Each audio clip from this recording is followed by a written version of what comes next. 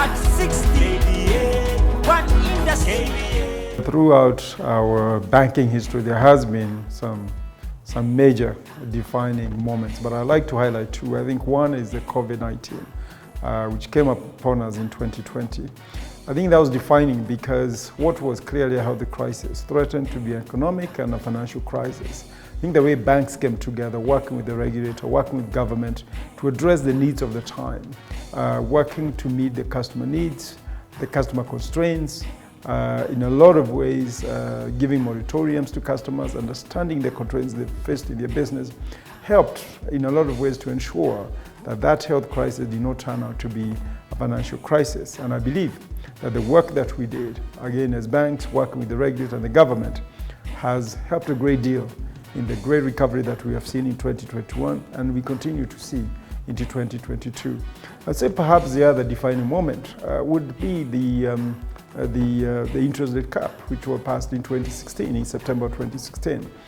Certainly what that was defining moment because it was going to change the way we do banking. And indeed, by 2018, a KBA survey showed that over 1 million customers that previously had access to banking facilities had become locked out of the formal banking sector. And indeed, that had a pretty defining effect on the economy, especially towards the SME. You're right in saying that the Kenyan banking sector is one of the most vibrant in the region.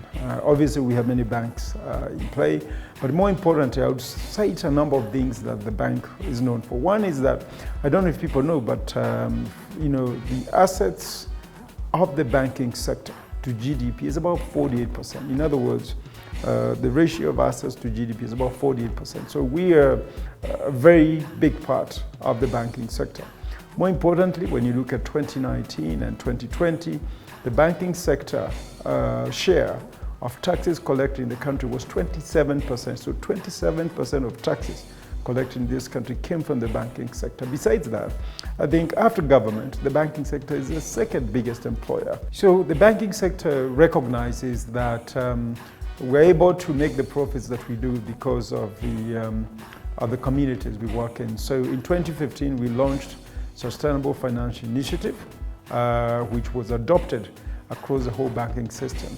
Through that initiative, we trained over 30,000 of our employees on being sensitive to the decisions we make and how those decisions affect not just our profits, but the people and the environment in which we operate. I think that was a defining moment. As we turn 60, the challenge that still remains, or the urgency of the time, is still to continue deepening financial inclusion.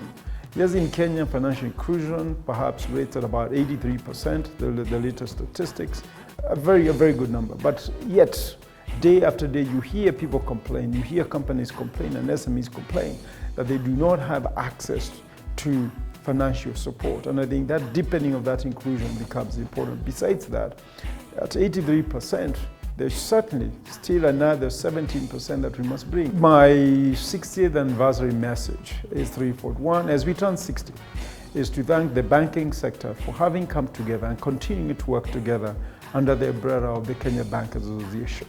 We remain a model banking organization, and a lot of countries do visit us to see how we operate together as KBA. Secondly, is to say that we shall continue to work together with our regulators and with the government to foster economic growth for the country.